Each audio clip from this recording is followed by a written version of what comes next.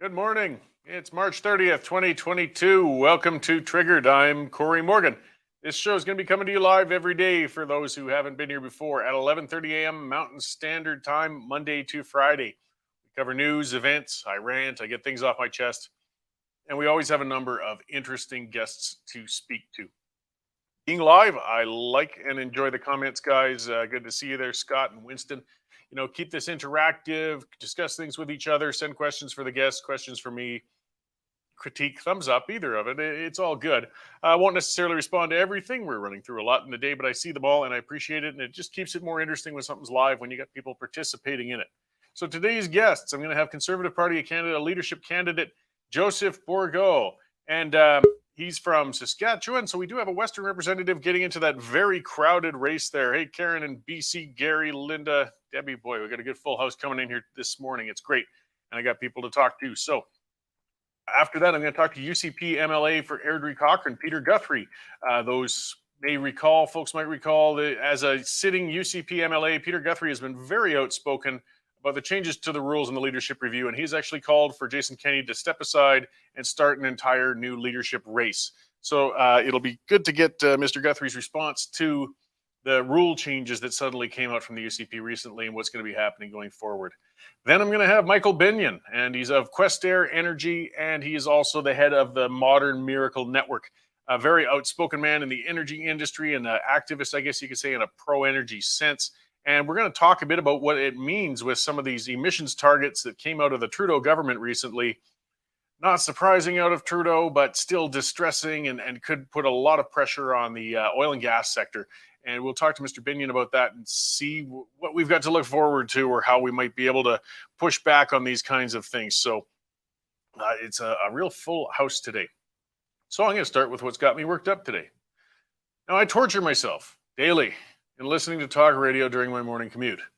And I do look forward to the day when the Western Standard and other independent outlets fully evolve into live formats that are going to stream news to a vehicle or anywhere else, just the way we used to listen to radio. And we're almost there, and we should be fully there soon. That's what we're building towards in here. In the meantime, though, I need to use my drive time to absorb what I can from the news so I can prepare for the day, and conventional radio still remains my best option.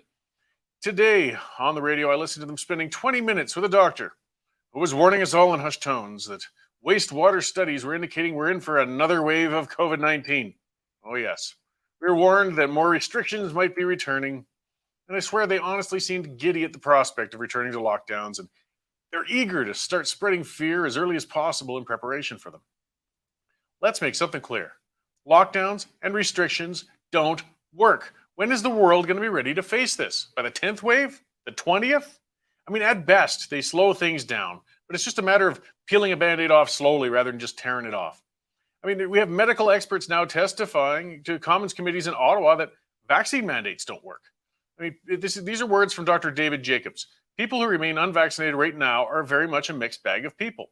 Name calling them isn't helpful. He wasn't happy with Trudeau's work on that. Dr. Jacobs questioned the use of blanket vaccine mandates that have applied as conditions of employment tenancy and access to public services. In terms of mandates, yes, Omicron was highly contagious, this is quotes of his, and no, the vaccines didn't do much in terms of preventing the spread of COVID, said Dr. Jacobs. It was minimal. He said he doesn't deny the benefits of vaccination. Dr. Jacobs has always been outspoken in encouraging people to be vaccinated. What he is pointing out, though, is that the mandates and coercion efforts haven't increased vaccine uptake. They've only divided people. Further, lockdowns cause economic damage. I think we already knew that. Most of us did, but our pro-lockdown people didn't, and they still deny it. The ridiculous myth being spread by non-business people running supposedly pro-business organizations such as Deborah Yedlin with the Calgary Chamber of Commerce when she said that restrictions and mandates actually add to consumer confidence and will increase sales. What a load of crap. And it's well busted now. It's well busted. Pro-restriction fearmongers said that if we just crack down on public interaction and commerce enough too, it would bring this all to an end. How many waves will it take before they admit they're wrong? This hasn't worked anywhere on earth yet. Pro-lockdown people like to claim that COVID has damaged the economy and people's finances. This is untrue. Government reactions to the pandemic are what impacted the economy, not a virus. A virus can't do that. A virus doesn't care about economies or dollars. And now we're starting to see that. Bank of Canada researchers said lockdowns, not public anxiety, were to blame for the worst economic impacts. They got their findings from actual credit and debit card transactions showing consumers are becoming less risk averse to the virus within months of the outbreak. It wasn't fear keeping them at home from spending, it was them being put out of work and businesses being shut down. So let's quit pretending that these mandates are actually going to be good for business. They are not. That's a load of crap, and it's a sad thing when the head of Calgary's Chamber of Commerce feels such ways. So if lockdowns harm the economy and they don't stop the pandemic, why the hell are we still considering them? Many politicians and medical experts are finally conceding that we need to learn to live with the virus. It won't be going away, and we have to get on with life as this thing runs its course. They're right, but they don't have the courage to talk about what it's going to take in order to live with this or any other future pandemics. We need to radically reform our healthcare system. Not a tweak, not just dumping more funds into it. It needs reform, and in a big way. The prime justification for restrictions has been that they need to be imposed in order to keep from overloading our healthcare resources. Well, in Alberta, we have a population of 4.3 million people. And even 2 years into this pandemic, our healthcare system was apparently at risk of being overloaded by a mere 100 people in ICU. The story is the same in every other province in Canada. So why are we still so vulnerable? Why in 2 years has this not changed? The problem is we've turned the Canadian healthcare system into a sacred cow. I mean, despite constant evidence building that our system stinks, we cling to the false notion that our system's one of the best on earth. We lag most developed nations in healthcare outcomes, despite spending as much or more on healthcare than most of the countries on earth. We have to accept that it's the system that's broken, and then get to work on changing it. Another issue, of course, is the veritable army of extremely well-paid bureaucrats in the healthcare systems, along with public service unions. They don't want to see their golden goose taken away, and they will fight to the bitter end to protect it. Elected officials, of course, are terrified of public service unions and senior bureaucrats, but they got to get over it. These unions are protecting a broken system at the expense of the health of citizens, and it has to stop. There's no perfect healthcare systems in the world, but there are plenty of models that are superior to ours. And we've got to start examining these models and pursuing them with courage and vigor. It's going to take a battle with the parasitic elements within the current system, and that's what they are. But it's going to be worth it in the long run. There's no reason we should be accepting that we will be shut down. We'll shut down the freedoms, movement, and commerce of an entire society because 100 people need ICU treatment out of 4.3 million citizens. Our leaders aren't even discussing healthcare reform yet, much less pursuing it. If we don't reform the system, we're going to find ourselves locked down while medical treatment is delayed every time a new bug surfaces on the horizon. We got to change how we're doing it. New lockdowns will likely lead to protests that are going to dwarf the truckers' convoy too. Citizens have had enough. Just ending lockdowns, though, isn't enough. We need to examine and change the system that has so terribly failed us over the course of this pandemic. Otherwise, we're just going to keep repeating this cycle of panic, lockdown, protest, and reopen in perpetuity. It's never going to stop. That's what's got me triggered and worked up today. Okay, let's check in with somebody less worked up and wound up, and that is, well, maybe she is worked up today. We'll find out in a moment. Melanie Risden from the news. How's it going? Good. I'm not as worked up as you. That's for sure. But get you stirred up later. Yeah, well, there's definitely some interesting news today that could stir a lot of people up. Looks like the author of the Emergencies Act, who wrote it 34 years ago, he's a 71-year-old man, Perrin Beatty, and he never expected to see the Emergencies Act be enacted in his lifetime, and he questions whether the federal government needed to enact it at all when they did in February. So we've got a little bit more detail on that on the website. Edmonton has won the bid to host the 2026 FIFA World Cup. $110 million being kicked in by the province for that one. There's another report out that shows Saskatchewan has inadequate mental health services for children. We've got a column from David Creighton, and he's showing speaking about some criticism towards the decision for Canada to buy the F-35 Joint Strike Fighters. He says it's coming 10 years too late, and he has trouble with the fact that it's politicized, the purchase of military equipment. So a little bit more on that in his column. Another survey out showing that 75% of small businesses in Canada applied for pandemic subsidies from the government. And in fact, there was a 98% approval rate for those subsidies. So tens of thousands of businesses were receiving government subsidy through the pandemic. The CRA Parliamentary Budget Office says that, the Parliamentary Budget Office says that CRA is costly and not very good at their jobs. So poking a little bit of criticism at our Canada Revenue Agency there. And we've got a couple of stories coming up as well. It looks like the honeymoon may be over for the NDP Liberal Alliance. Singh is out calling out Trudeau, saying that his emission reduction plan just falls flat. It's not strong enough. He's calling for more stronger measures, and we also have some comment from Michelle Sterling from Friends of Science Society saying that the idea of these government subsidies in the oil and gas sector are just repeated lies, and we'll have some resources from her that would go a little bit further into detail on that. And another study, looks like some research coming out from the World Economic Forum. They've published an article on responsible artificial intelligence for children. And we're also looking into a story from the World Health Organization, who are digging into the potential of hearing problems that have been linked to the COVID-19 vaccines. Great. These guys at the World Economic Forum, I swear they seem to go out of their way to work people up. I mean, they've got their thing on the go. There's a lot of people upset with them, a lot of people calling them out. And then they come out and say, hey, we want to come up with something to mess with your kids. It's bizarre. Yeah, I would agree. It sounds like they're pushing sort of the envelope. They're pushing the boundaries a bit too far for a lot of people. Well, it's starting to feel almost like trolling at this point. Mm-hmm. I mean, we also know that, as we know from our followers and many others, they go off like hornets whenever Schwab and the World Economic Forum starts making more of their proposals. The only thing I don't differ with anybody in knowing that the agenda of the WEF is odious and gross. I just don't know if they're quite as influential as they like to think they are in reality. But I sure hope not, because, boy, they sound crazy. Yeah, a little bit sometimes, right?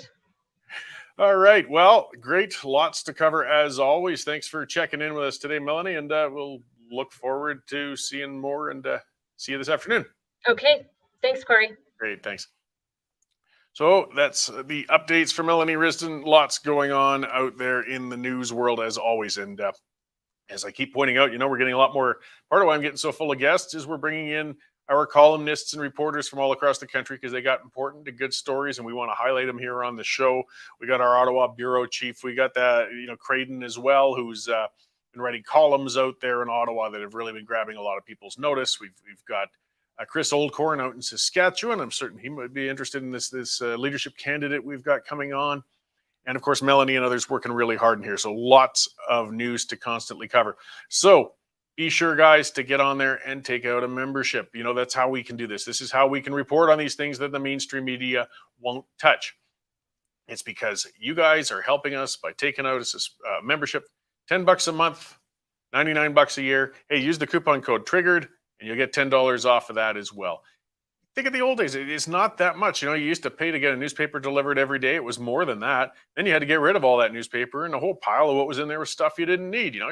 Sometimes you needed the classifieds now and then. I guess if you were looking for a job or, I guess the Sun used to have some strange, extraordinary massage services and things in the back of their classifieds, but the internet's taken all that over now.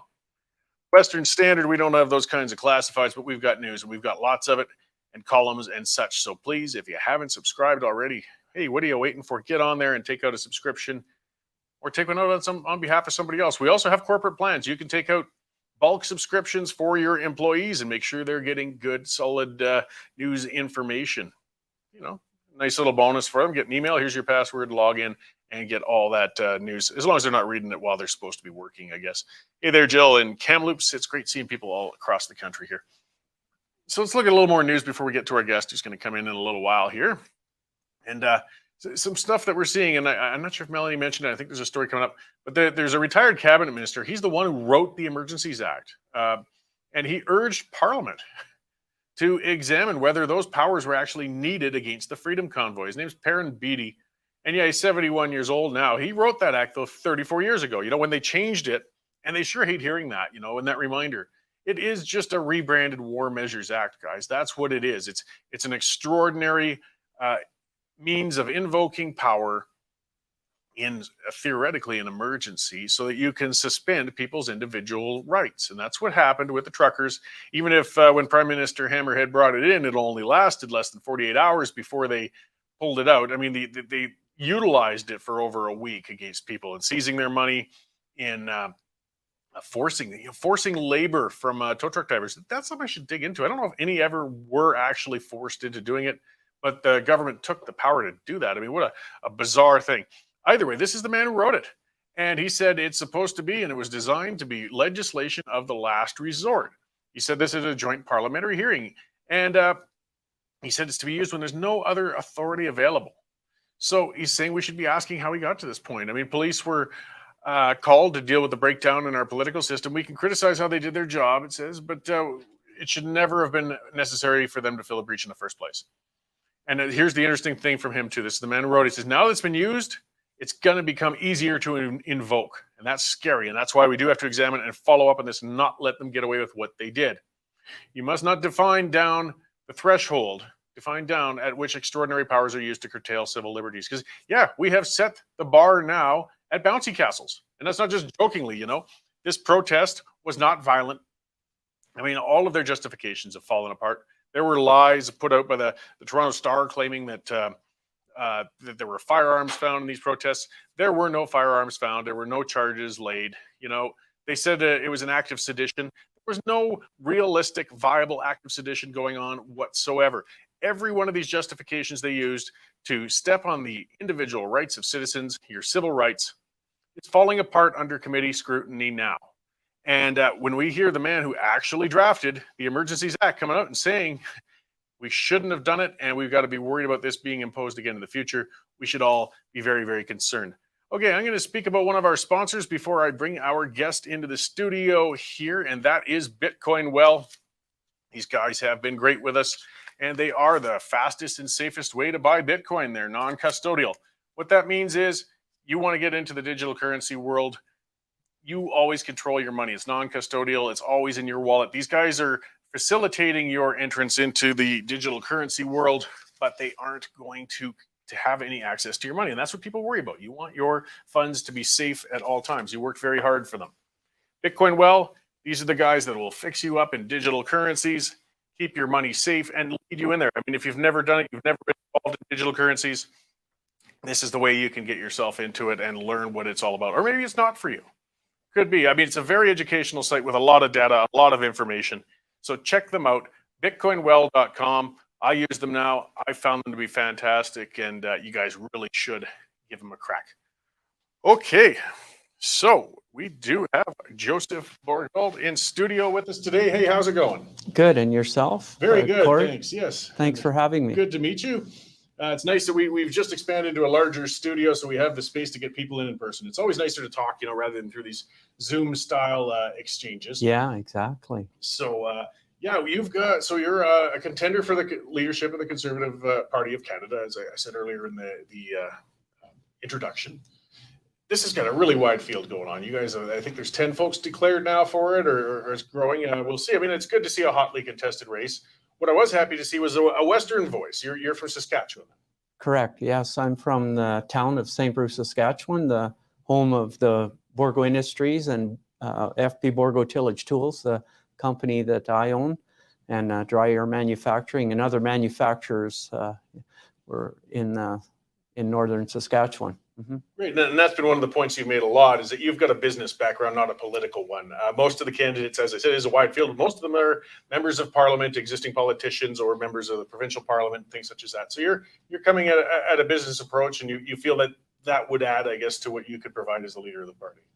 Yeah, you know, unless you have really walked the walk, talking is, you know, people that are in politics that have never been in business, really, when you're the prime minister of the country and the team you pull together, you're really running the largest business in the country, in essence. I understand that there's social and many different aspects of government in a federal government, but in a business, we deal with all of that as well. We deal with the social aspects. We're helping people all the time, you know, so that it's, yeah. There's a lot of those principles that will cross over, particularly when it comes economically. A frustration in my opening rant, actually, either way with our Chamber of Commerce, we have some politicization of a lot of organizations. And Calgary's head of the Chamber of Commerce keeps trying to tell us that the mandates and the lockdowns are actually good for businesses and that they make people feel confident coming out. But it has to be remembered, the head of the Chamber of Commerce has never actually owned or managed a business before. And it shows. So, right. Yeah. So you know, I owned a pub for 5 years. There's no way I would think for a second that scanning vaccine passports on everybody coming in and shutting down periodically is good for business. Only a very delusional person could do that. Yeah, exactly. Yeah. A bit more about my background, if I may. So I grew up in a family, Frank Bourgault, with 3 other siblings, and we always talked politics. That was really one of our primary discussion points in our dinners and suppers. We're very politically oriented, following what was going on in Canada, the United States, and the world for that matter. And so all my life, I have studied politics. I've studied modern day leaders in business and in politics, and historical figures as well.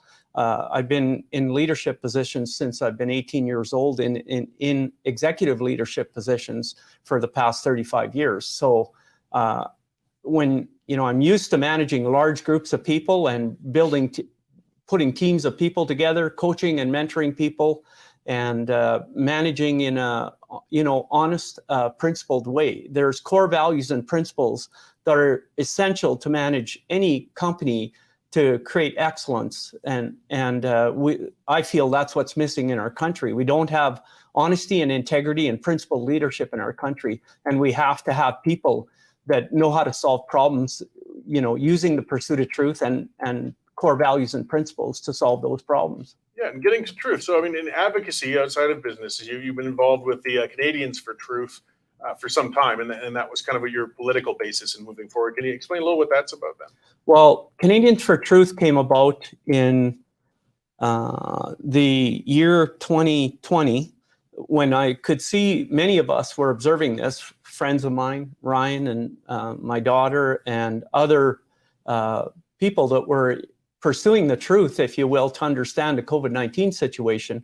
We could see that the truth about therapeutics was being suppressed in CBC, CTV, and global. And that was unacceptable, because the peer-reviewed science and trials, large peer-reviewed scientific studies and trials had been conducted, and it was shown hydroxychloroquine and zinc, azithromycin were proven to be highly effective, 98.5% in one large peer-reviewed study.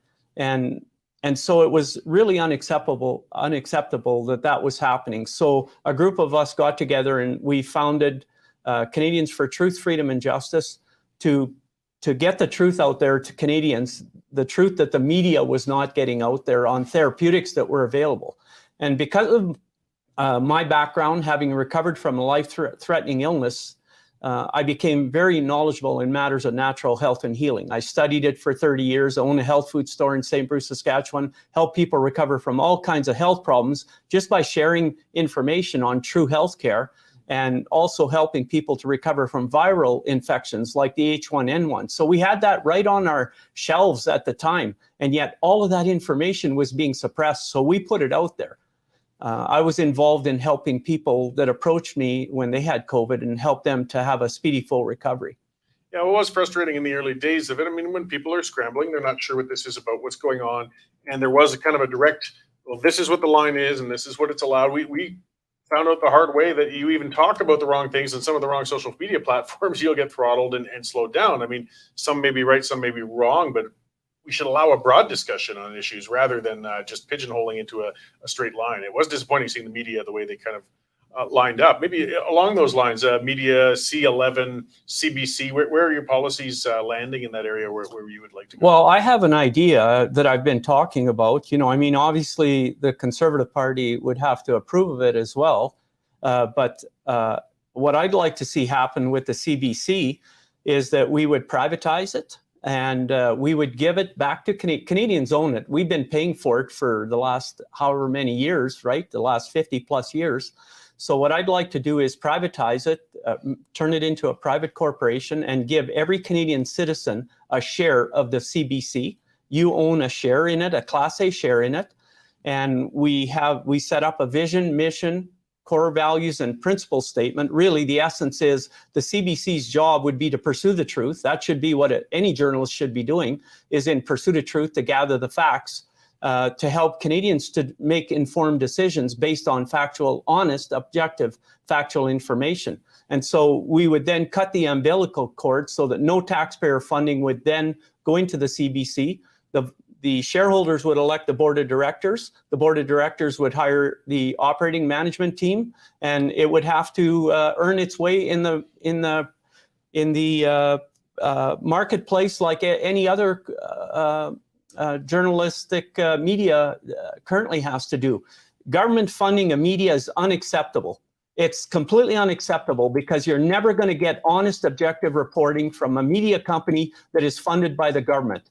The Liberals always promised to increase funding for the CBC, and so how are they not going to promote the Liberal platform and the Liberal talking points and narratives?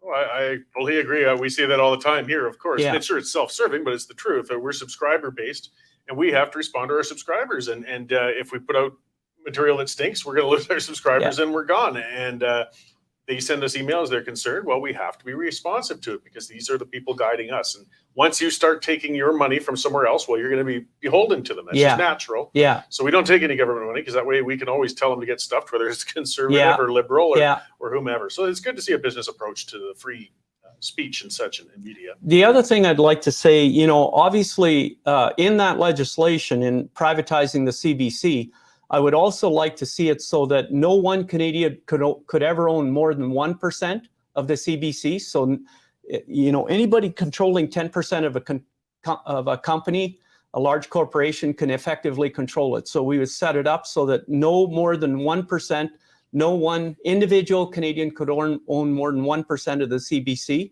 And I'd also like to see it set up so that in the advertising that no corporation could control the CBC through advertising dollars, because we have a real problem in this country where corporations are controlling media through funding advertising, and we have to avoid that as well. Media's objective has to be about the pursuit of truth, honest, objective pursuit of truth. It cannot be controlled by corporations or government. It has to all be about getting to the truth of the matter. Well, and something Melanie was just, you know, speaking of going into other areas that the mainstream media doesn't cover, I got my news report from her. World Economic Forum, which is something you've been addressing, and they just put out the latest release. I said when I was talking to Melanie, it sounds almost like they're trolling us. I mean, now they're pushing for artificial intelligence things for children, and they put this release out. But nobody likes mentioning or talking about the World Economic Forum openly and what these guys are about. I mean, it gets dismissed. But you've taken that kind of head on, haven't you? Yeah, I've spoken about it. You know, like, you know, I own a company. I've been in manufacturing pretty much all my life. But if I were elected leader of the, or when I'm elected leader of the Conservative Party, and when I'm Prime Minister of the country, obviously my corporate interests, my company would be put in a blind trust. And so my dedication would be to serve the Canadians and not to serve the UN or the World Economic Forum or the World Health Organization. We've got these unelected global entities that are having far too much influence in our country. I would be all about the sovereignty of our country and serving the people of this country. And so to me, I have, you know, my value system is such that, you know, I value my relationship with my Creator. I put that at the top of my values. Love, to be a loving, kind, respectful human being. Truth, freedom and personal responsibility, and justice, in that order. Money is not my God, and power and fame are not my God. It's always about what's the truth and doing the right thing. And I think if we're doing that, we're doing the will of our Creator. So let's get a little more into the political nuts and bolts then here. regional disparities issues we've had. We cover that a lot here. The West, of course, we're very alienated for many people. Issues of equalization, things such as that. How could you, as presumably eventually the Prime Minister, start to alleviate that problem and the regional inequity within Canada? Well, let me say this, Cory. I'm an honest, truth-seeking, principled, fiscal and social conservative. So I've learned over 47 years of leadership and management that if you want to create harmony in any organization or in a country, you have to manage in a principled way. And so those principles are that you're guided by love and kindness and respect. You're guided by truth, always in pursuit of truth. To find, because when you get to the truth of the matter of these solutions, like the Western alienation, that's happening because we've had decades of leadership, and in particularly the last 6 years, we've had unprincipled, really dishonest leadership and unprincipled leadership, and it's creating alienation because the leadership we have is, there's no other way to put it, it's incompetent. And so you're getting favoritism. A lot of the strings that are being pulled in government are from outside of our country. Like, I believe you can have a strong economy and a strong and a healthy environment at the same time. They're not mutually exclusive. You can have both. And as a businessman, I understand how to do that. I've been in research and development. You focus, if there's a problem, on environmental issues. You set the goal of truth and you work to innovate to solve the problems. You don't shut down our energy sector. Those are not optional. It's not a luxury to have natural gas to heat your home, or gasoline to fuel your vehicle, or to have diesel fuel to power your trucks around the country. So to me, the carbon taxes make 0 sense. What we're doing with the carbon taxes is we're driving inflation and we're driving jobs outside of this country to other foreign countries that have way lower emissions, way higher emission standards than we have. And so we're driving way lower emission standards. We're driving our jobs. And I deal with this every day in my boardroom and in my management meetings. We're having to compete with these low-cost, high-polluting countries, and the carbon taxes are all it's doing is driving these jobs over to these much higher polluting countries. So when we're getting to those things, it's politically expedient sometimes to step on Western industries while pursuing the Central Canadian ones. The Senate was supposed to be there to balance regional inequity, and it's failed terribly in that task, unfortunately. But we elect senators in Alberta when we have favorable governments for it anyways. I mean, it's imperfect, but it's a way we could at least try to select who we want to put forward. I ask every candidate when I've had them on that, would you commit to appointing any provincially elected senators if they came forth? Well, I really like the idea of elected senators, and I mean, it would be, great if we could have a fully elected Senate. The model that the U.S. has, 2 senators per state to provide balance of power. I think that's a great model. So I'm in favor of electing senators throughout the country. If we could ever get to that, to move that forward, I'd be in favor of that. Great. Yeah. And I put that's one of the things the Prime Minister can do without constitutional amendment. Anything else, unfortunately, would take opening the Constitution, which is something I've asked as well. And I haven't heard any candidates willing to go down that because it's a difficult rabbit hole. But would you be open to the idea of reforming the Constitution down the road? Absolutely. Whatever makes sense in alignment with our core values and principles. And people can see that at josephbourgault.ca. You can see our vision, our core values and principles, and the policies that we have there. Anything that aligns with truth and our charter rights and freedoms, and bringing justice to all parts of Canada. I think that having a fully elected Senate like that would make sense to do that. So I'd absolutely be open to that. Okay. Move on to supply management. That's one I've been asking a lot on too, and I haven't been able to find any candidates willing to tackle that one. It's something personally I've been very critical of. I know it's a sensitive one. I mean, it just doesn't make it easier for somebody to win in Quebec, but it is a system that other countries have managed to shed. We don't seem to have much political will to get rid of that here, though, and it is costing consumers a fair amount of money these days on their grocery bills. Well, in general, I'm in favor of free and fair trade within our country and in trade agreements with other countries. You know, if we were to consider something like that, it would have to be done in a way, I believe, that, you know, would not be putting out, obviously, that with the quota system, that those are expensive, and ranchers or dairy and chicken, and the quotas that are there, those are one of the most expensive expenses they have in, and so we'd have to really be negotiating with them to see if there would be a way over time if we could transition to a more of a market-oriented system without bankrupting those who are caught with these high quota costs, you know. So I would be open to considering that. I know the way it is really right now within the Conservative Party, I believe the Conservative Party in their policy declarations would have to be convinced that this is something that could be done in a win-win way for everyone concerned. And so I could see something like that if, you know, if we could transition over a period of a decade or something to create a system that would be more open market and having free and fair trade to create a good deal for consumers, and also enable you know, the supply management farmers to survive as well.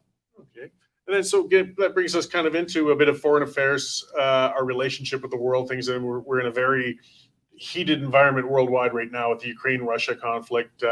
Militarily wise, it looks like Canada is actually going to expand its military expenditures for the first time in a long time. Where do you stand with envisioning Canada's place in the world? I mean, how will we interact with other countries? What's our role, and what should we be doing in being, I guess, a world citizen? Well, obviously, we're a member of NATO, right? And NATO has served over the past 70 plus years, has served well to help create peace in the world. You attack us, all NATO members come in and defend us.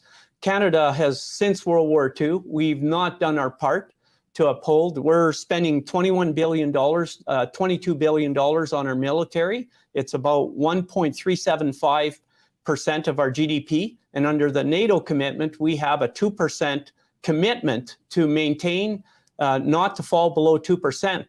And so to me, I believe in the sovereignty of our country, and without a strong military, well-funded, strong military, and taking care of our veterans, we've just done a terrible job at doing that. And so I would be very, I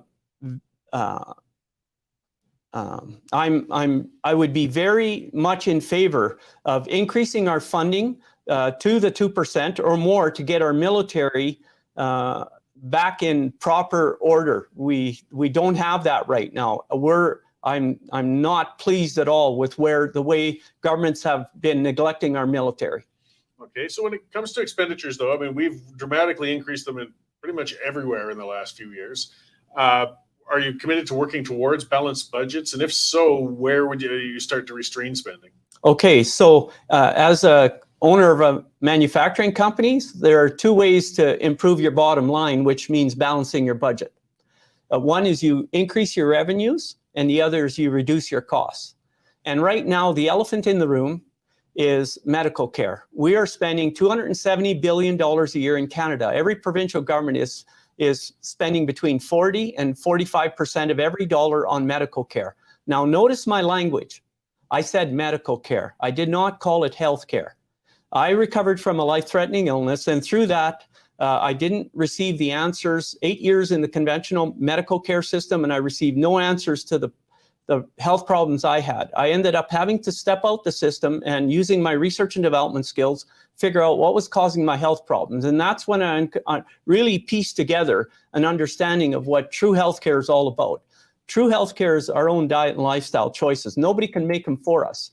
And it's the quality of our diet and lifestyle choices that determine whether we get sick and have a long, healthy life, or whether we get ill and end up in the medical care system. And the number one driver of increases in our medical care cost is our tax system. So that's a key element of my platform and that I would want to convince the Conservative Party to do this and Canadians to do this, and is to increase the basic personal exemption. Right now, federally, it's $12,000. And that was good in 1950 when the cost of living was $12,000 for a single adult. But what we must do is increase the basic personal exemption for individuals and for children. For individuals to $50,000, because that's the true poverty line in this country on average across this country. We don't tax a business before it's profitable, so why are we taxing our citizens before they're profitable? Very good. Well, we're kind of running out the time quickly here, but there's always lots to talk about. It's going to be a long campaign. September 10th is when this comes to an end, so you're going to be busy for quite some time. You're touring Alberta. I see you were in Medicine Hat the other day. Where else are you going to be going in the next few days before we let you go, and where can we find more information on your campaign? Well, in the next few days, we're going to be traveling north. We'll be doing a stop in Red Deer. We were in Ottawa supporting the truckers in ways that we could support them. We're supportive of ending the mandates. And so we got to know a lot of the truckers. And so they're working with us. We want to have a tour to the north.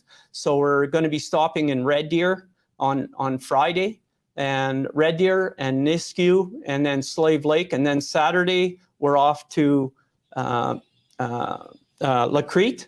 And will be Sunday, Ryan? We'll be in Peace River on Saturday night, and then back to Calgary here again. Great. Well, you got your work cut out for you in a full slate. So I thank you for coming in to take some time to talk to us all today. I hope we can do it again before the end of the campaign, because there's going to be more issues developing, and there's always lots more to talk about. Yeah, anytime, Cory. All right. Thank you very much for having me. And your website again, maybe? josephbourgault.ca. And Okay. so I encourage people to go to the website, see if you like the vision, core values and principles, and the policies that we want to implement. I'd love to come back in and talk about other policies that we'd like to implement sometime. And if they support us, it's in the support section. Everyone can see how they can sign my nomination petition and donate to our campaign. Great. Well, we'll let you get back to your tour. Thank you again for coming in, and we'll see you again. Okay. Thank you, Cory. All right. So I'm going to get on to another sponsor while Mr. Bourgault makes his way out, and that's the Canadian Shooting Sports Association. These guys have been a great sponsor for us for some time. Our regular listeners, of course, hear me talking about them quite often. These are, as their name makes it sound, to be an association for people who enjoy firearms and shooting sports. And there's a number of ways you can do it, whether it's, target shooting, hunting, trap shooting, or even just collecting. It's all, of course, completely up to you. These are your rights to be able to have these things, to be able to enjoy these things. And they offer, like any other association, a lot of resources for people, whether it's links to upcoming trade shows or videos for safe firearm utilization, things like that.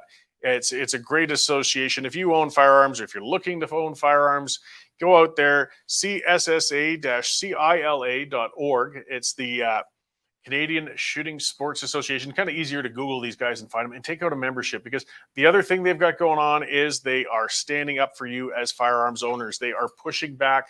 They have a number of legal challenges against the Liberal government, who keeps recategorizing your property and making excuses to come and steal it from you. And I say steal, because even though they say they're going to buy out your firearms when they take them, hey, if you don't have a choice but to turn it over, it's theft, even whether they pay you for it or not. I mean, I can't walk up to you and say, hey, I'm going to buy your car. You don't have a choice. I'm taking it. No, then I'm stealing it. It doesn't matter what I try to pay you. So check them out, guys. They're a great sponsor. They can't get on with these legal challenges without your help. Take out a membership with them, the Canadian Shooting Sports Association. Hey, stand up for yourself, guys. So yeah, that was a refreshing break, from Mr. Bourgault. And I mean, we're getting one thing to be said for this upcoming race right now is just the diversity of candidates. Boy, we've got a lot of them coming in on this one, and there's some different points of view coming out there. So let's have that discussion. Let's bring it in the open. And Mr. Bourgault, being a non-political sort of guy, has been more willing to get into some of those issues that others don't want to. So it was an interesting talk. It's going to be something else to see how his campaign goes. As you can see, he's working very hard at it. He's covering a lot of ground. He's hitting all those small towns, but that's how you win these things. You know, you get those members, you get them signed up, and then they come out and vote for you when the time comes. And they've got months to work on this, and he's hard at it. So we can't be surprised sometimes if they work hard. These guys can climb the ladder on some of these things. Look how Leslyn Lewis did in the last one. Nobody expected her to do very well at all, and she won the popular vote the first time around. So can't discount these newer candidates. If they're going to hit the ground hard and running and do that grassroots work, they might come along. I see more people keep pointing out the Alberta Prosperity Project. Yes, I appreciate that. I am going to have Dr. Modry on Friday. He's going to come in and talk to us about that on the show. So our next guest is going to be Peter Guthrie. He's coming on in about 5 or so minutes, it looks like. So we got some more new stuff to talk about. And later on with Mr. Michael Binnion, again, it's going to be fuel related and environmental standards. So I'm just looking at another story there. The Department of Environment in Canada finalized the new terms of their federal fuel standard. You know, this is what the Taxpayers Federation was calling the second carbon tax. I mean, they keep cloaking these increases and these costs to you under new fuzzy names and things like that. Well, this is a federal fuel standard. Well, it's going to raise the cost of your fuel yet again. And when you raise the cost of fuel, you raise the cost of everything. That's what some people have got to understand. We can't keep pushing on these things. April 1st, the carbon tax is going to increase. World oil and gas prices are going up. Now with these crazed emissions targets that the federal government has set, who's going to be able to afford to heat their house and drive their car anymore? This is getting scary.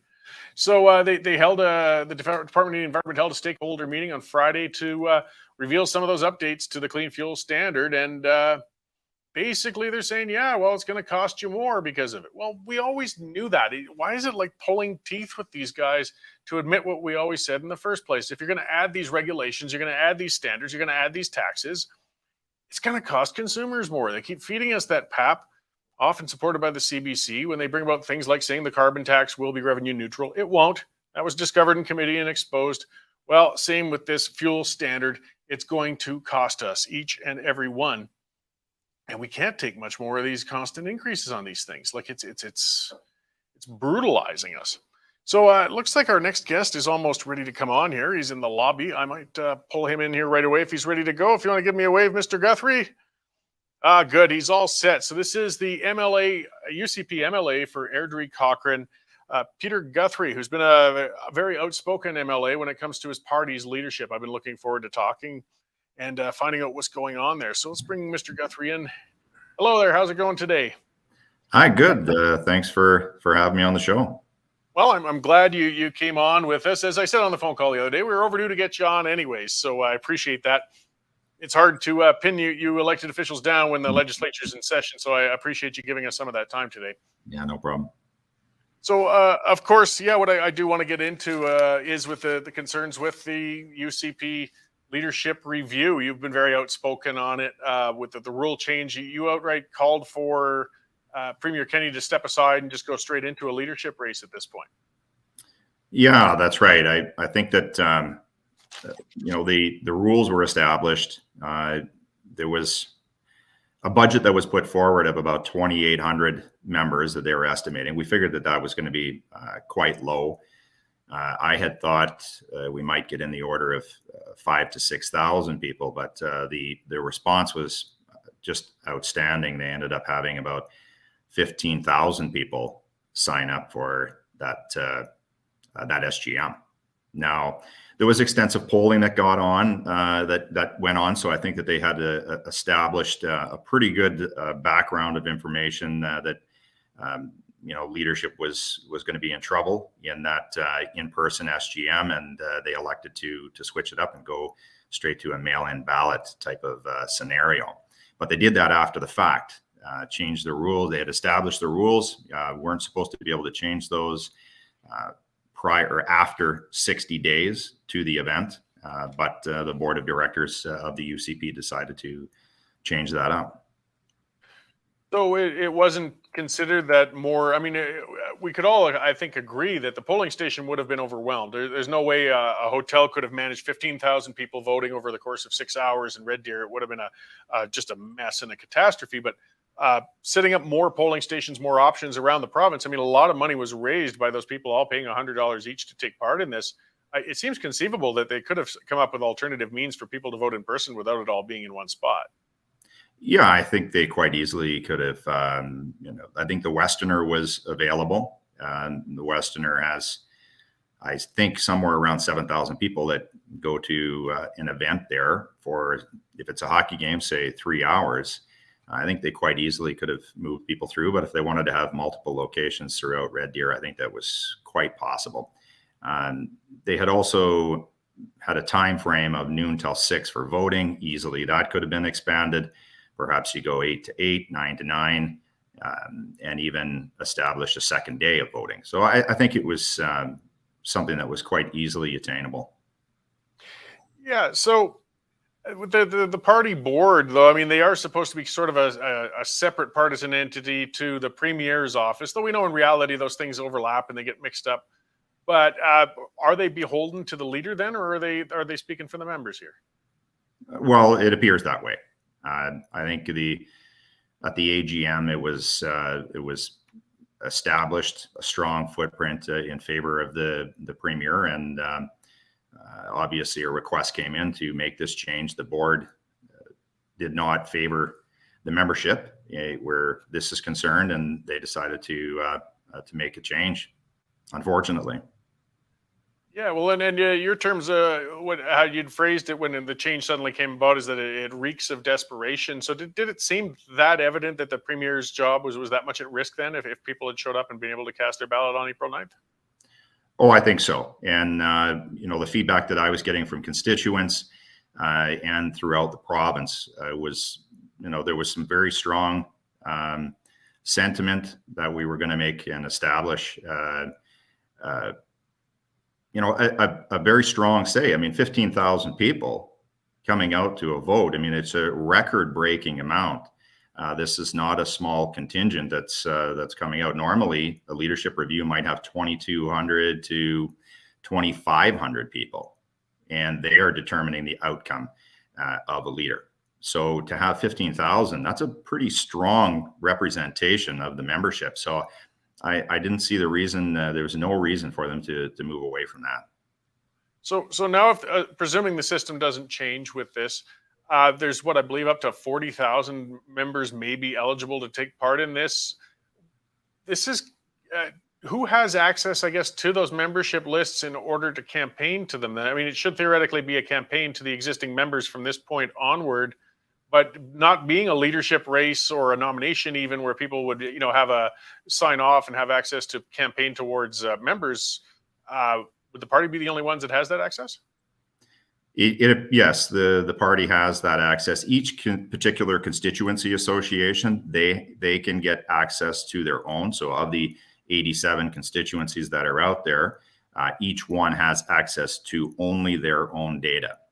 That said, there's, as I mentioned, polling that's been going on of every one of those SGM members. So, it must have been the party that was doing that polling. So with going to a mail-in system, I had Danielle Smith on the show recently. Actually, we went through that with the Wild Rose with a leadership race and mail-in balloting, and I was on the board back then, and it was a logistical nightmare. I mean, to maintain the integrity of it, the security of it, getting ballots out to people securely on time, getting them back on time counted. And that was only with, I believe, 11,000 people qualified to vote. Do you see, are you confident they're going to be able to do this logistically? I think it's going to be quite difficult. With in-person, you're registered, you go there, they see your face, you present identification, and then you go vote. Now, to take a membership in the party, you don't require any identification, and it doesn't have to, to match who you are. So I'm not sure how they're going to structure this vote, but with this mail-in ballot system, if you don't require identification to take a membership, you don't require it to fill out a ballot, there's really going to be no secure way to verify any of the members. No, and now the rule, I believe, hasn't come about yet, but there was a proposed rule change to make it so people could bulk buy memberships within a party and utilize those. That hasn't passed yet, though, right? That has not passed. No. Bill 81 was the bill that came forward last fall. It allows an individual to purchase up to $4,000 worth of memberships, and they can do that without consent.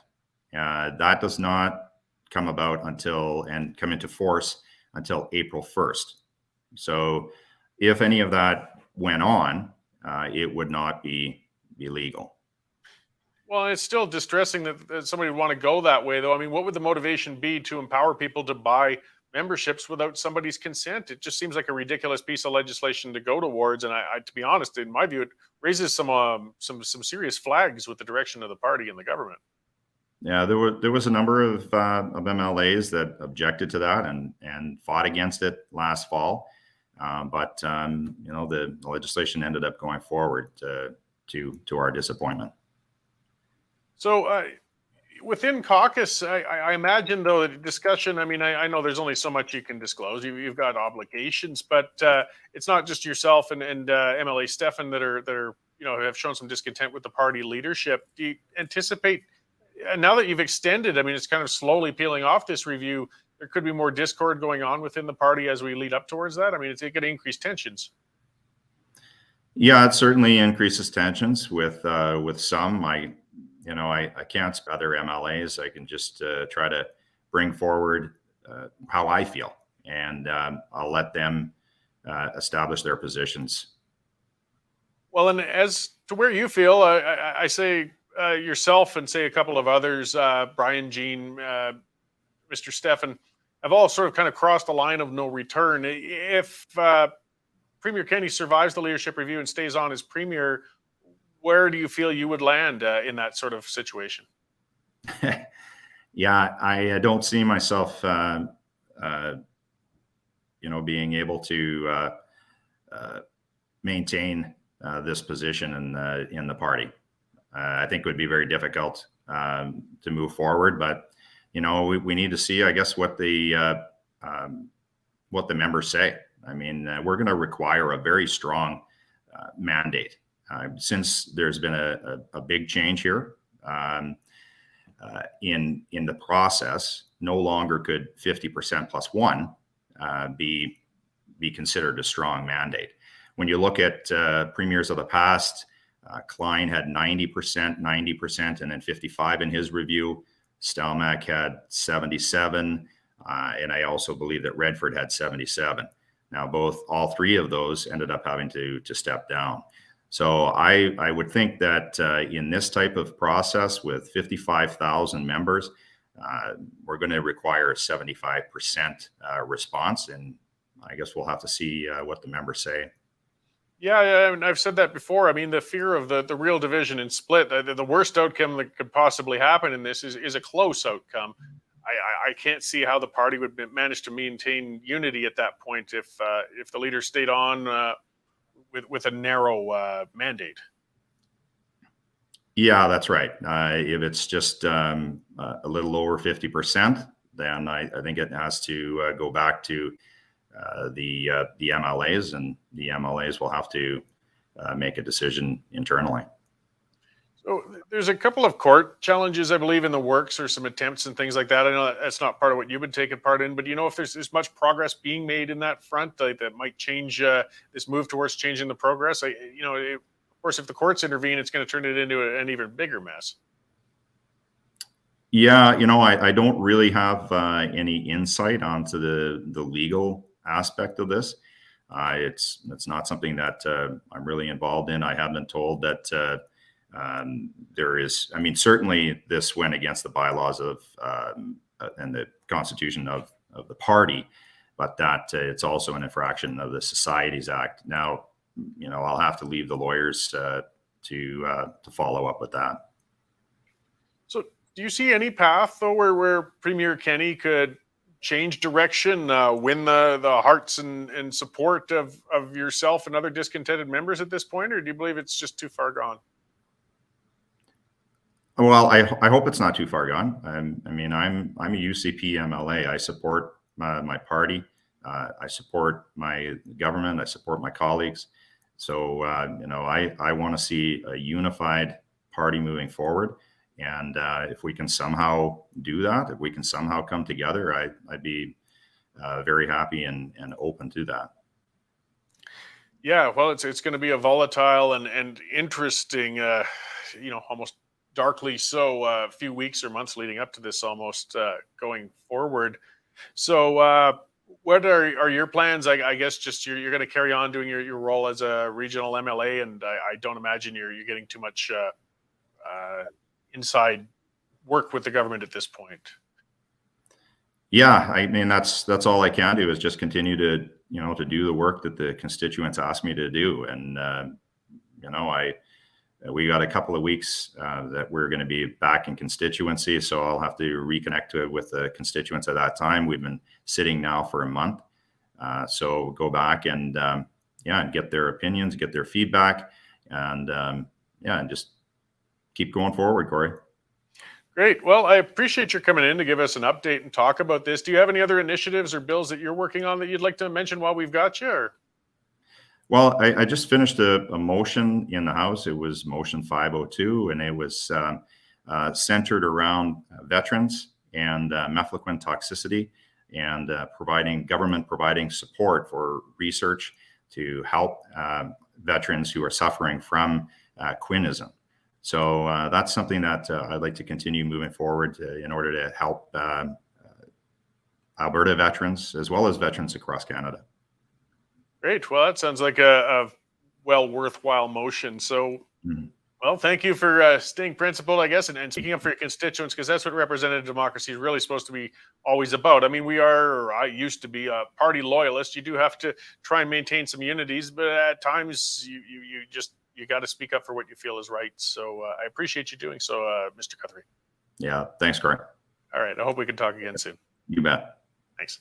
Bye. So yeah, just to review that's the UCP MLA for Airdrie-Cochrane Peter Guthrie. And he's been, one of the more outspoken along with Jason Steffen. And of course, Brian Jean's always been there, but in being very fully critical of Premier Kenney's leadership at this point. And as we watch this whole, I don't know how to put it, debacle develop, we're seeing some of the ugliest political play we've seen in years going on like this. When a party starts breaking its own rules, starts twisting things to try and protect, the top rather than respecting the grassroots, it always puts one off. And it gives us a lot of memories of the old progressive conservative days. That's part of why as I said, I haven't held a political membership in some years now, but I did a lot in the past, and I got involved in the Alberta Alliance and then Wild Rose Alliance and things like that. It wasn't that the progressive conservatives were all that bad, though they did do a lot of poor policies in my view, particularly under Redford, but it was that entitlement and partisan internal, I wouldn't call it like corruption in pocketing funds, but a corruption in principle. And the members just really didn't come first with them. And it just seems that attitude, I kind of figured it would come in with the UCP eventually, when a party's in power too long, it happens. But I was confident they were going to make it more than 3 years before they hit that point. And it doesn't seem to be the case. I think this party needs a reset and a kick. As I said, I was very optimistic about Jason Kenney initially. I really had been hoping he would be the next Ralph Klein and we could usher in 10 years of good, stable government and not worry about partisan games, but worry about better policies. And we haven't had that. We're seeing nothing but this sort of bad policy, infighting. I didn't go into it with MLA Guthrie, but the things I've talked about that I've been upset with. The Fair Deal Panel report. I mean, look at all that work, all that talk. That's what a lot of us voted for them for. And now they're sitting on it. They're not moving on any of these things, or we just keep getting talked to death. We want some action in this province. We've never been good with this talk, particularly when it comes to standing up to Ottawa. That's an ongoing problem. As well, I mean, in initiatives, I thought I like recall as an initiative. I've always liked it. It holds people accountable between elections. And it says a lot that the recall legislation, which, well, in my view, for one, it only came in recently. They could have done that in their first session. It's not that hard. Is a dysfunctional piece of legislation. The bars they set to invoke a recall are so high, it's never going to happen. And even then, they seem to be fearful of it because they haven't proclaimed it. It would take them a day or two and they could get it fully proclaimed in, but it's sitting there on the order paper, just hanging there. They won't even bring in their own law. Again, tells me they're fearful of the citizens. They're fearful of the party members. Well, if you're fearful of them, you should be listening to them. You should be finding out how you can appeal to them. But instead, they seem to be looking for more ways to just dodge them and avoid them and just cling to power at all costs. And everybody, at least everybody conservatives, biggest fear is having to say Premier Notley for 4 more years again. And if this party can't seem to get it together, that's a very real risk we're facing. We're all worried about that. So what's going to happen? I mean, they've changed those rules. I've said before, I don't know if that's, the Premier is floundering. A lot of people simply do not support him right now. Even with this massive new number of members who are qualified to vote in this race, it doesn't mean they're going to vote overwhelmingly for him. I think what they mostly did was bought themselves time. Because now he's got a much longer timeline to try and somehow turn around that discontent and get a favorable vote out of this. And as MLA Guthrie was talking to, it's going to have to be a strong one. As he said, for Guthrie and some others, Leela here, Brian Jean, Jason Stephan, and probably I wouldn't be surprised to see some more surfacing in the next little while. If Kenny wins, they can't stay in that caucus. What are they going to do? I mean, you've come out against the leader. He's still in power. We're going to see, I think, another party forming. That's just speculation on my part.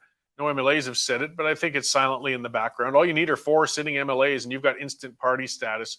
And there's already 2 sitting over there in the sidelines on the conservative end of things anyways.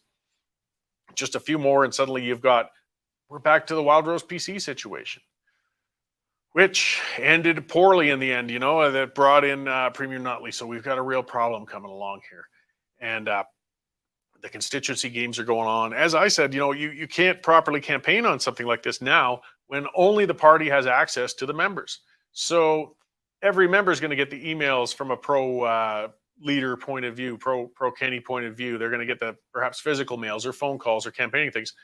Otherwise, I guess some of the constituency associations, as MLA Guthrie pointed out, they could talk to their members. And that's where we've seen a lot of the initiative having trouble with Premier Kenny's leadership has been coming from the constituency association level. That's what first pushed this. And there's where a lot of that hypocrisy is. Let's not forget that. The constituencies always initially wanted a mail-in ballot. They wanted every member to be able to vote. And the party quashed that. They forced it into this Red Deer thing where everybody was supposed to pay $100 and get together in one spot and vote. They thought that was going to save their butt. Once they found out it was the opposite, they changed the rules. When are we supposed to believe you guys? When you were talking 6 months ago or whatever it was, saying mail-in ballots were impossible, when you're saying they were unreliable, now it's completely changed. When we hear these party leaders lying to us and flip-flopping, it's no wonder we lose faith. And not just party members, it's people in general. And we can't forget, it's not only Kenny's popularity or his vote that's on the line with the UCP right now. Their numbers are terrible. Their fundraising numbers stink. Their general numbers across the province stink for support. With 3 years in against the NDP, and the NDP have not been shining, guys. Notley has not been an impressive opposition leader. She's been almost obsessive, and they haven't been all that brilliantly organized. But you know what? The UCP just seems to be determined sometimes to give it away to them. So what's going to come out of this in this next couple of months, I don't know. And then when we're going to go to a leadership race, and then we start that speculation. That's part of what worries me too, as well, with them kicking it down the road. Okay, they kicked this down the road. It's now held in May, and it turns out the party's members have still said that's enough, and Jason Kenney is no longer the leader. Well, now you're going to invoke a leadership race, and that's going to take them a month to come up with the rules and get people lined up. And then it's going to take 4 more months to try and run a leadership race if you're going to run a short one. Meanwhile, we're less than a year from the next election period. So a new leader is not going to have a lot of time to get his or her feet underneath themselves to stand up for the party in that election. Like, this is just an unholy mess. And I'm not sure how the heck we're going to get out of it. But we're certainly going to be watching it closely as days pass by. As I said as well, we've got legal challenges going on now too. We've got other areas of rebellion within the party. I don't know. We've never seen anything like it. There's one of the talk about this last 2 years has been all of these things, trying to come up with answers for things. How do we deal with a pandemic? I don't know. Can I ask Dad? Well, we never dealt with anything like that. Grandpa, well, he's passed away now. Nobody's dealt with anything like this before, so it's hard to look back and see what you're supposed to do. Well, nobody's dealt with having a leadership turmoil mess internal within a party like this either, so we don't know the rules or how we're supposed to look or what we're supposed to expect. We're in uncharted waters. Makes it, I guess, exciting for those of us writing news copy and opinion pieces, but it's hard on Albertans. And instability, that's one of the things that's bad for the economy, bad for people in general, is not being able to rely on things. And Alberta right now is unstable politically. That hurts us as well. It's bad enough we got a federal government that is hostile to us, that is attacking our industries, that's putting them at threat. But now we've got a provincial government that's not looking stable and secure right now as well. So it makes it difficult to bring in investment and get people on board. And we have to be concerned about that. So let's look into a little more news stuff until my next guest gets here. Some of the stuff Melanie was talking about with the news check-in. I love some of the stuff that committees are exposing. Committees, watching them is usually boring as all get out. Bless those people with Blacklocks and some of the others who watch these committees and read their notes and minutes and things, because there's so much important information that happens in government. We watch Question Period, but all we really see is theater and yelling and back and forth and heated questions. We don't often get clear answers on things. That actually is more likely to happen in committees in Parliament. And most people don't watch it. That's where a lot of bad policy can slide under the radar, but also a lot of good numbers and outcomes come in and people don't pay enough attention and realize it. So when we're looking at some of these things with businesses requesting government financing, so the subsidies, speaking of subsidies, there's that myth with Jagmeet Singh that Melanie was talking about of oil companies being subsidized. They aren't, guys. They aren't. Talk about subsidies for a second. I get sick and tired of that one talk about oil and gas is subsidized. It's subsidized. BS, okay? BS. But you see socialists like Jagmeet Singh and his, best boyfriend there, Justin, feel that all money is the government's and they let us have back what they feel is appropriate. That's the reality. That's the way they look at it.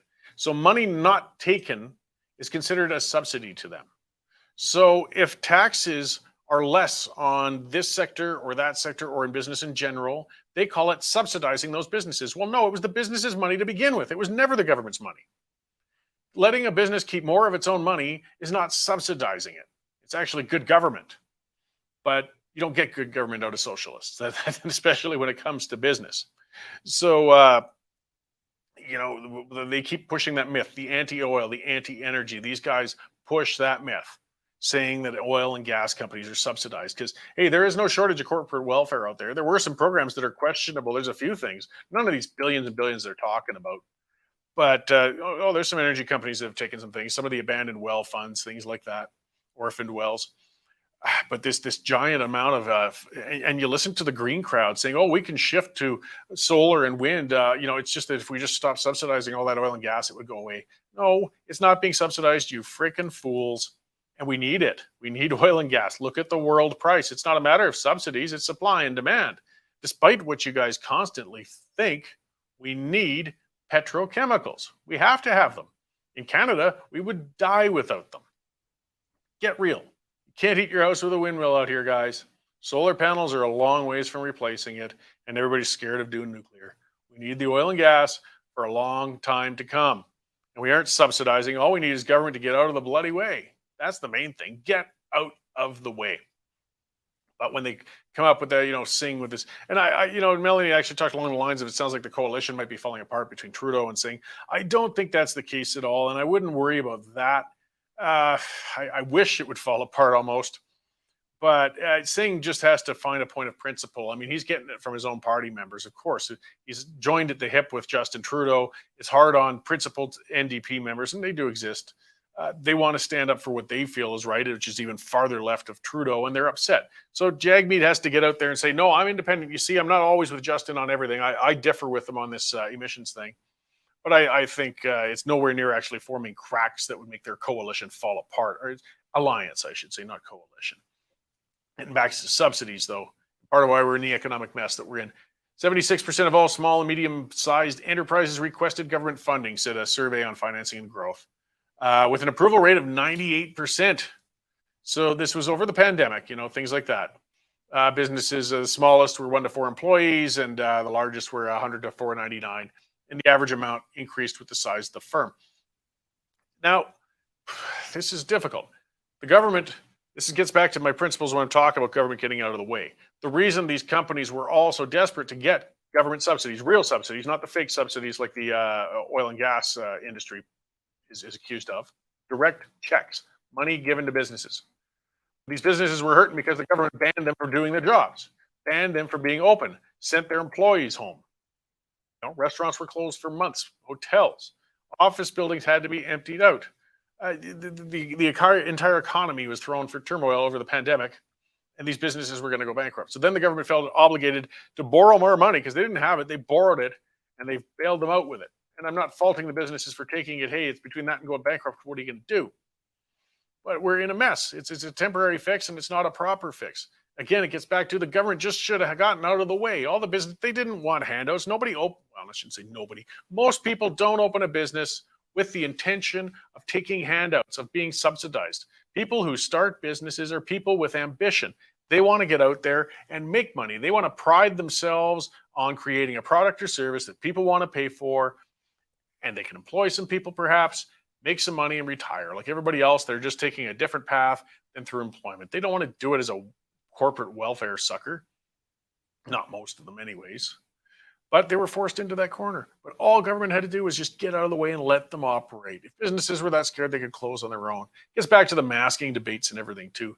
These mask zealots, they get so upset with us daring to be unmasked. Hey, you guys can wear a mask. You can wear a scuba mask for all I care. A Scott pack, with full self-contained oxygen. I don't care.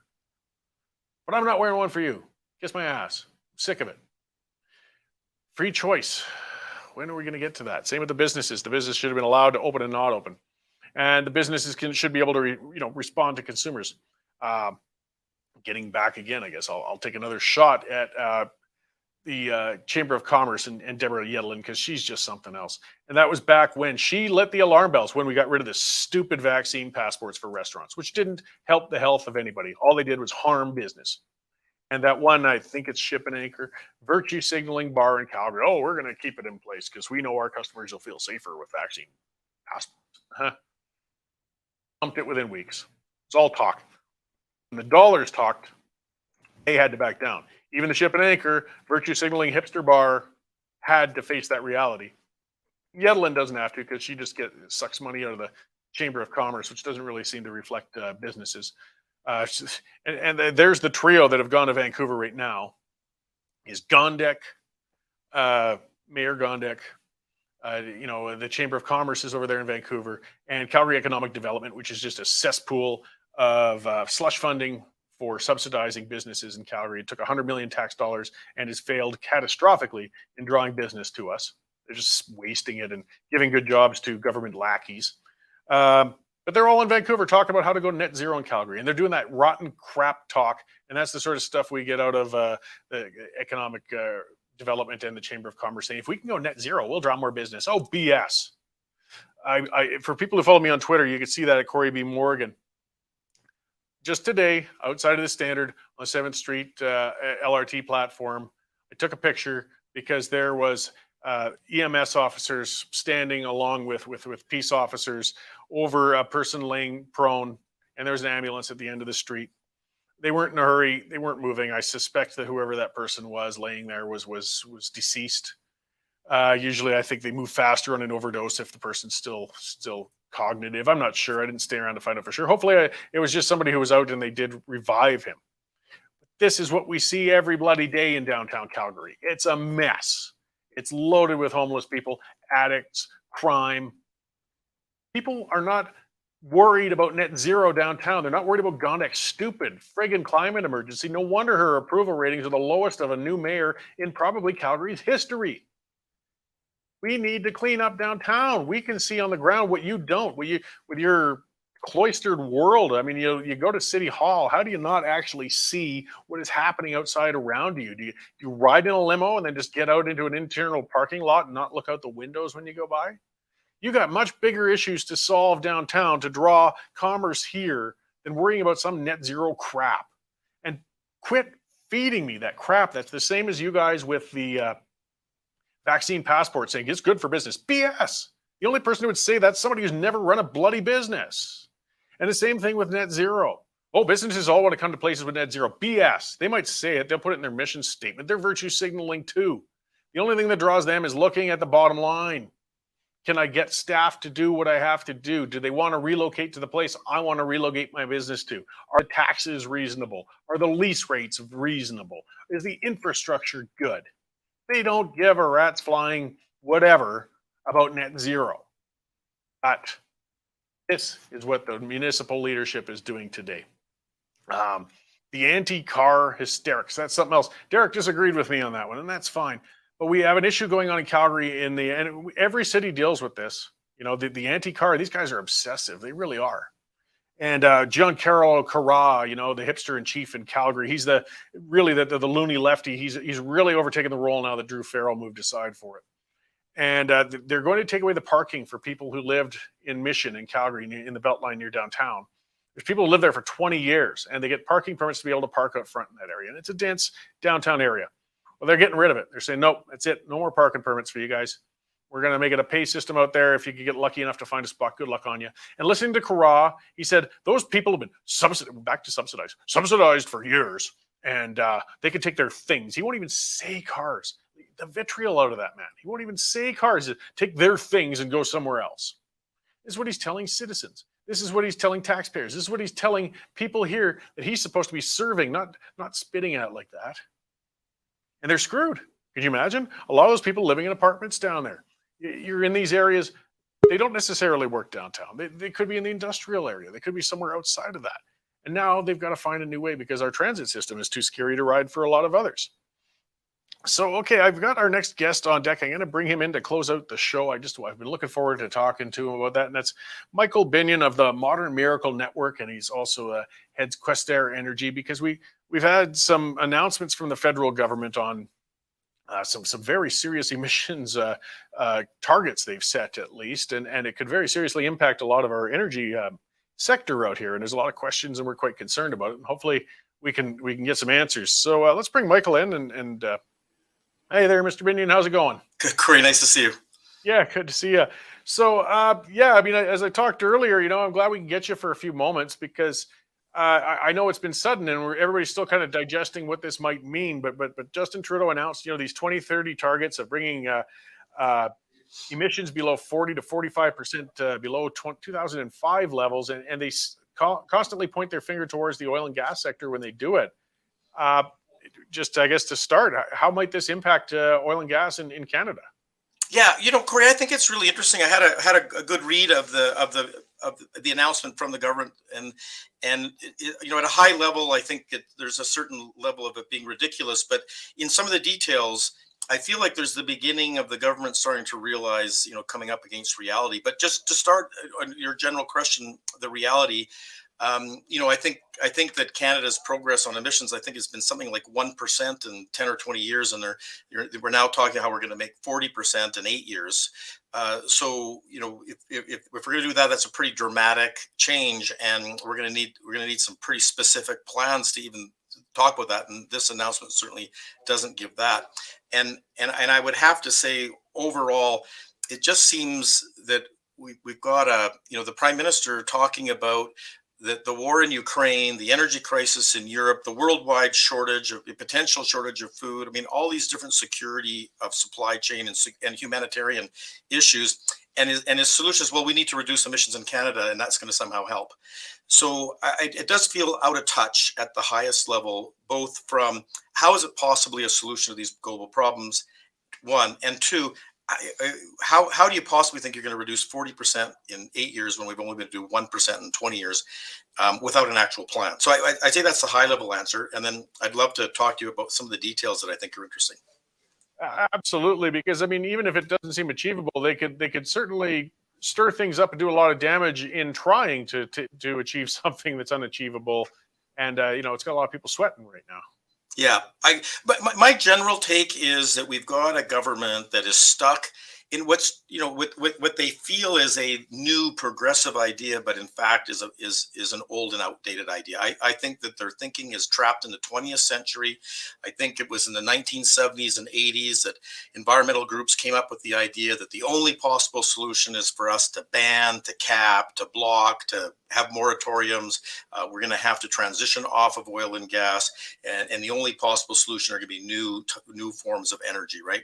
And I think we've got a government that has, and they, by the way, those people, I don't think they've really had a new idea in close to 50 years. I mean, they're still saying the solution is bans and blocks and moratoriums and emissions caps, like this bill. And what this government, I think, is running into, trapped in what I would say are actually old 20th century ideas for the environment, is they're running up against some new realities. And what's really brought those new realities into focus is the war and the crisis, and how you have to come straight up against this issue of energy security. And so in the document itself, what I found very interesting was an admission for the first time ever, and it's only one line, but that Canada should think about exporting more lower emissions oil and gas. Well, how long have people like me been saying that? I mean, it's just so common sense obvious. And so finally we have an admission of that. But then, of course, the overall document says, but we're going to put a cap on and make it harder. So I found that contradictory. And if I can just go on for a moment, there's two more contradictions like that, if that's okay for you. The other one that I thought was super interesting there is they finally came out, and we saw a precursor to this with Wilkinson's and Guilbeault's op-ed in the National Observer, which is interesting, right in the environmental home court there, saying that carbon technology is going to have to be part of the solution. And the International Energy Agency has been saying this. And again, people like myself at Modern Miracle, we've been saying since 2015 that the solution is better technology for all of our energy sources, including and especially for oil and gas. And now we have this government saying, "Oh, okay, we might need new tech as part of the solution." But then, of course, they are doing some things potentially make it harder. The final thing where I thought there's a bit of a contradiction is they don't say it directly, but they indirectly basically admit this carbon tax isn't working. And how they say it is they say, look, we need to make carbon pricing reliable and permanent, because under the current system, there's no incentives for people to invest in that technology, to invest in exporting more oil and gas that's lower emissions, as they said they've now admitted we need to do. But there's no incentives because people don't have a long-term, investors don't have long-term security that the carbon price that they'll be able to get that carbon price back on their investment. And I said, and this is again something we've been saying since 2015, the carbon tax is penalizing people. It doesn't incentivize reductions in emissions. It doesn't incentivize new technology. And they're now realizing they need something else. But again, they contradict themselves and go ahead with the carbon tax increase anyways. So I found all of those things was, as I said, just to conclude, that I think we've got a government starting to come up with the reality that Ukraine has put right into our face, but that has been hitting us already. If we really want solutions to emissions, they have to be real world solutions, not 1970s, 1980s ideas on blocks and bans. And so you've got this document that's a mixture of both blocks and bans, new technology, export more, produce less, introduce carbon pricing incentives, but increase carbon tax penalties too. It just seems like a government that's mixed up, running into reality, not knowing what to do, contradicting themselves. And of course, as all the critics have said, no specific plan in there. So there's my diatribe. I hope that wasn't too much. No, not at all. So it sounds like it was almost a shotgun approach. I mean, their backs on the wall. Maybe they hadn't anticipated when this plan was going to come out that there was going to be such high, resource prices at this time too, to make it look a little more unfeasible. But I guess you're looking into trying to find some areas of optimism, some realities creeping in here and there. Maybe if we could keep pushing some of those elements within the government could learn more reality, and we could still keep a productive energy sector while working towards reasonable targets. I do see there's an opportunity that it seems to be emerging. I'm calling it an opportunity for convergence. People like myself who started Modern Miracle in 2015 to talk about that, let just say, look, let's stop comparing the benefits of one kind of energy to the impacts of another, and realize that the benefits of our current energy sources have been truly miraculous. And whatever solutions we come up with, we need to keep those benefits, and that means we need to work on the impacts. And by the way, let's not kid ourselves. Wind and solar have some pretty big impacts too, and they need to work on their technology as well. And I'm sure they will, and I know it'll get better too. But so we want to start that conversation. But I think there's now an opportunity, because that conversation is now developed. We're starting to see it even in the government's document. There's an opportunity to be a convergence of what I call solutions oriented, a new generation of environmentalists who are solutions oriented. They're against emissions. They're for the environment. They're not just automatically against oil and gas because they're against oil and gas. And these solutions-based environmentalists, some of the big oil companies, the small entrepreneurs, I think everyday people, I think there's an opportunity for us all to look and say, hey, there's some solutions here in technology. Canada we could become a world leader in what some people are thinking is going to be $1 trillion market for carbon tech. And we could be a leader in that. And that carbon tech, you look at, that's 80% of our global energy is hydrocarbons. There's enormous opportunities, lots of low hanging fruit there. We could be a leader there. The other thing is this idea of it's a global problem. We need to reduce global emissions, not Canadian emissions. Exporting more low emissions projects is part of the solution. And to understand that, penalizing people just for commuting to work or heating their homes, that's not going to solve anything. We need to incentivize some of these technologies. So I feel there's a potential for convergence, and perhaps we'll start to see that, this Liberal government will start to converge with us on some of these solutions. And as you said, that's a reason for optimism.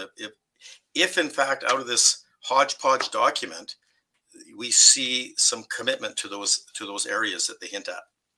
Oh, one can certainly hope. I mean, some of those advancements made in the hydrocarbon sector, and with carbon capture or carbon conversion, or a lot of very exciting developments. And it seems often that they just don't seem to get credit for it, though. I mean, they're trying. They're out there.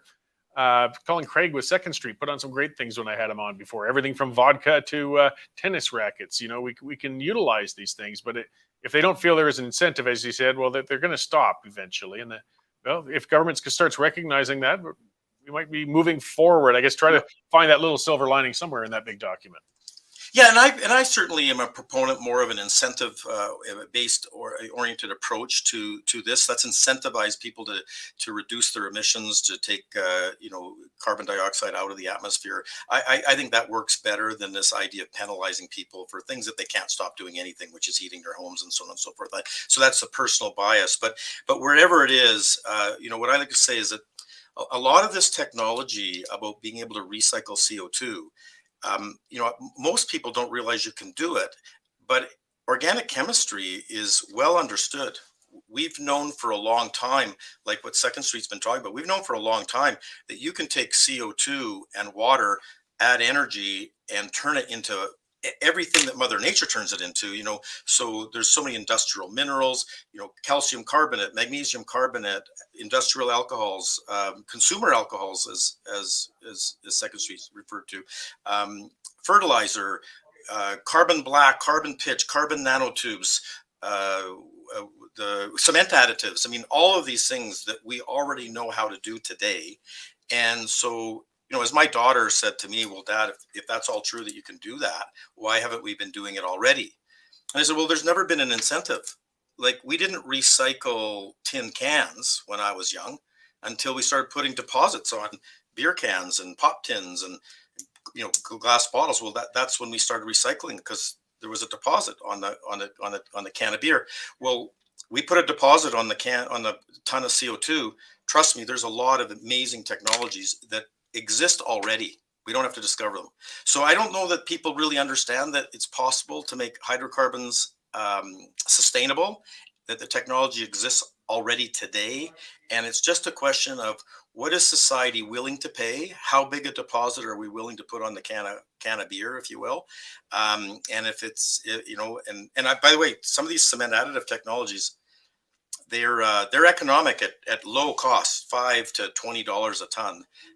And we have a blue hydrogen project that if the government in Quebec would let us do it, we think we could do it for under $100 a ton. And so we're talking about zero emissions production, zero emissions consumption of natural gas for under $100 a ton in Quebec potentially. So, and I know that the Pathways people, I think that they're sensing something at around $150 a ton. So if these incentives are in place, we could make massive improvements in our emissions and export it around the world.